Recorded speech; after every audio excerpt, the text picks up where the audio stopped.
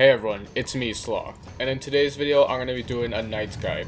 Knight is essentially just a tank warrior subclass. You get a huge HP boost when you join, and it's really good in 1v1 duels, but also just pretty good in Coliseum too. This should already be known, but you do need to be level 30 to join a subclass. People have been asking me that a lot in the comments, but yeah, level 30 is a requirement for every subclass in the game. If you like this video and the guide helps you out, be sure to give the video a like, and if you enjoy Vesteria content, be sure to subscribe to my channel because that also helps out a lot. But anyway, let's get into the video. So first off, the subclass training location. Obviously it's going to be in the stronghold. Let me just speed up the video a bit. And once you're right here, you just turn to where the shop is on the right, the warrior stronghold shop. And right over here is where you'll find the trainer. Now let's get into the stat build. So for my knight, this one is 104 strength, just all the points in strength. But the main thing is 70 vitality, because the reason I have 70 vitality is not only does it increase your max HP, but since knight is the tank warrior subclass, just the tank of the game, there's a perk at 20 vitality that makes it so you have a 5% chance to negate all damage. And there's a perk at 70 vitality where basically, notice how whenever I use an ability, you see this little rock, like, status effect. That's because that's the 70 vitality's, like, perk. Basically, every time you use an ability, you get a short amount of time where your damage reduction goes, like, up 20% or something. The reason it's just a rock is because the developers were too lazy to make an icon for it, but yeah, that's what it does. And then I also have 10 points in the dex, just because there's a perk at 5 dex that gives you 1 extra stamina, and there's a perk at 10 dex that increases movement speed. So I like the mobility as a warrior, so I just did 10 dex, and it also increases your attack speed, so that's cool too. And then just the rest of the points in the strength. Now for the skill build. Now for skills, obviously adventure skills are pretty self-explanatory. You might be wondering why I didn't max out regeneration, because knight should be tanky and healing, but magic missile is still really good in PvP, so since knight is mainly a PvP class, I just chose that over the regeneration. So it's very minimal anyway, the regeneration. For the warrior book, I did max roll. Max roll is like a necessity for every warrior. It gives you really good mobility. It's really good for traveling around the map. Really good in PvP. Really good, and it's good overall. Max roll is just the way you want to go with warrior. I do this on all my warrior saves. I did 1 point in the parry because parry is a decent ability in PvP, but that's it. PvP is like the only move PvP is the only time this move is actually really good. It's really good against hunters. You can pretty much just parry their arrow and almost one-shot them. And if you mess it up though, you can be countered by a ground slam or something that can't be parried, like magic attacks. But it's still like one of my favorite abilities for PvP as warrior. And max ground slam, because max ground slam is just really good in PvP, large radius, good damage. And then I put the rest of the points in a quick slash. I avoided triple slash because I'm not even sure if it works with a shield, and if it does, it's not really that needed anyway, since it's more for DPS. And knight, I just don't really care about DPS since it's not going to get good DPS anyway, since we'll get into this now. These abilities aren't good for dealing DPS. I mean, knight abilities, they have really long cooldowns and are more like for support or just tanking. So for example, taunt I actually did not put a single point into because this is a very situational ability. It basically just forces enemies to attack you and you get like a damage reduction from them. But I didn't put a point into this because it was pretty useless in my opinion, especially in PvP where it does absolutely nothing. But yeah, I didn't put a single point in taunt. Instead I maxed out Inspire, which is just a defense buff. You can give it to other people as well if there's not a PvP area, so that's cool. Like that.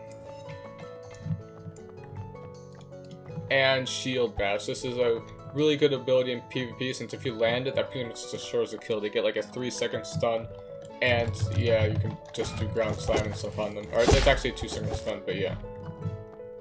And for the equipment, I used the Forgotten Helmet. This is just the best warrior helmet in the game. If you can get this fully great scrolled, even better than extra strength.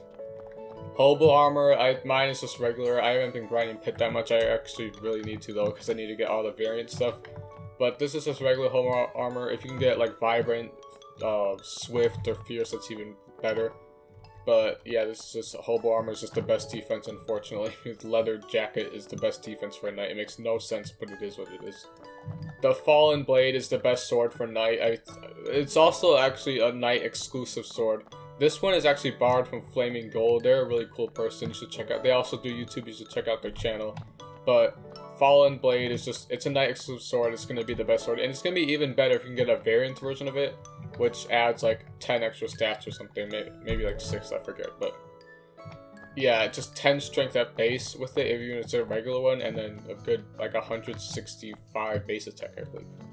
The best shield is going to be the artifact, whatever that word is. I mean, you get shields throughout leveling up as knight. Like, you start off with the steel shield and it slowly goes up to more damage taken.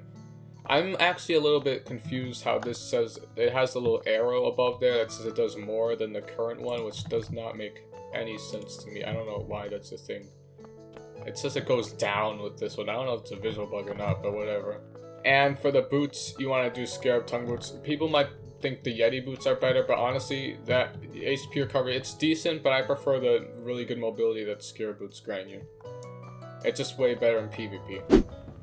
Now, this wouldn't be a proper night guide without showcasing how good it is in PvP. So I'm in Coliseum right now. I still think this class shines the most in 1v1 duels, but obviously 1v1 duels aren't really that useful for anything besides fun. So let's get into some Coliseum fighting.